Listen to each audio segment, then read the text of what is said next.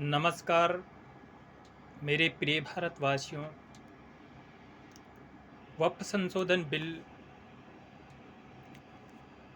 लोकसभा में 288 मतों से पास हो गया है और राज्यसभा में 128 मतों से बिल पास हो गया है। आज हमारे प्रधानमंत्री नरेंद्र मोदी जी की कृपा से वक्फ संशोधन बिल पास हो गया है। कांग्रेस ने वोट बैंक के चक्कर में 1995 और 2013 में इसमें संशोधन करके ऐसी काली धाराएं जोड़ दी थी जिससे वक्फ सरकारी और किसानों आदि की ज़मीनों पर नाजायज कब्जा कर रहा था।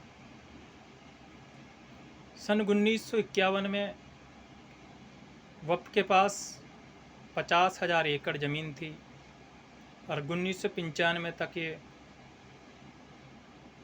मात्र 70,000 एकड़ हो गई। लेकिन जैसे 1995 में और 2013 में इस वक्फ में संशोधन हो गया, इसमें काली धाराएं जोड़ दी गई। वक्फ के पास 2020 में 9 लाख एकड़ ज़मीन हो गई। वक्फ ने नाजायज तरीके से अनेक किसानों की सरकारी ज़मीनों पर कब्जा किया। अब इस कानून के बन जाने से जो वक्फ के पास अवैध ज़मीन है, जिसके कागजात नहीं हैं, वह सब ज़मीन सरकारी राजस्व में दर्ज हो जाएगी और प्रत्येक राज्य में अवैध ज़मीन को छीना जाएगा। सबसे मुद्दे की बात ये थी कि वक्फ की जो ज़मीन है उस पर कांग्रेस के मुस्लिम नेता और कांग्रेस के जो बड़े बड़े दिग्गज हैं उन्हीं को ही उसका फ़ायदा हो रहा था। आज दिन तक वक्फ की जो कमाई है वह सालाना 2.5 लाख करोड़ है, लेकिन किसी भी मुसलमान को इस वक्फ की कमाई से 1% भी फ़ायदा हो तो मुझे बताए। कांग्रेस जन्म से ही हिंदू विरोधी और राष्ट्र विरोधी पार्टी रही है। इसने हिंदुओं के विरोध में अनेक प्रकार के काले कानून बनाए। वक्फ बोर्ड इसका जीता जागता उदाहरण है, जिससे अनेक गरीब हिंदुओं की और सरकारी ज़मीन को अपने कब्जा कर लिया। लेकिन वक्फ द्वारा कब्जा की ज़मीन अब मुक्त हो जाएगी और राजस्व में दर्ज हो जाएगी। ये बहुत बड़ा मुद्दा है। लेकिन हम आपको बता दें, जिन पार्टियों ने वक्फ बिल का विरोध किया है, मैं हिंदू समाज से प्रार्थना करना चाहता हूँ कि ऐसे दगाखोर हिंदू विरोधी राष्ट्र विरोधी पार्टियों का आप वोटिंग न करें, नहीं तो ये देश कुछ ही दिनों में मुसलमानों का गुलाम हो जाएगा।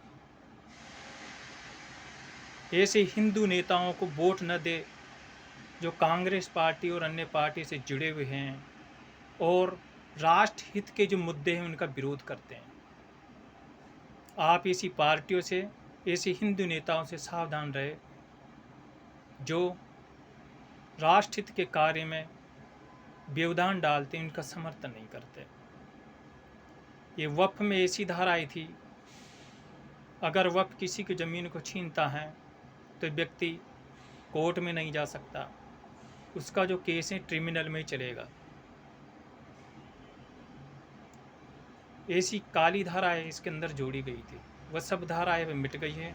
सेक्शन 40 जो सबसे खतरनाक धाराएं थी, जिसके अनुसार वक्फ किसकी ज़मीन पर हाथ रख दे तो ज़मीन उसकी हो जाती थी, अब नहीं होगी। अब वक्फ को हर किसी चीज़ का डॉक्यूमेंट दिखाना होगा। ये बहुत पुण्य कार्य हैं और जिन लोगों ने बीजेपी को वोट दिया है वह इस पुण्य कार्य में सहयोगी माना जाएगा। निश्चित मात्रा में उसके पुण्य मिलेगा कि कानून के कानून में संशोधन होने से अनेक लोगों की ज़मीन बच जाएगी। इसलिए बीजेपी को वोटिंग करे और देश को समृद्धि में आगे बढ़ाए। जन्म से ये देश विरोधी पार्टियां जनसंख्या कानून, घुसपैठ कानून आदि का विरोध करती आ रही है। आप ऐसी पार्टियों का समर्थन न करें। जय हिंद, जय भारत। आज केवल इतना ही।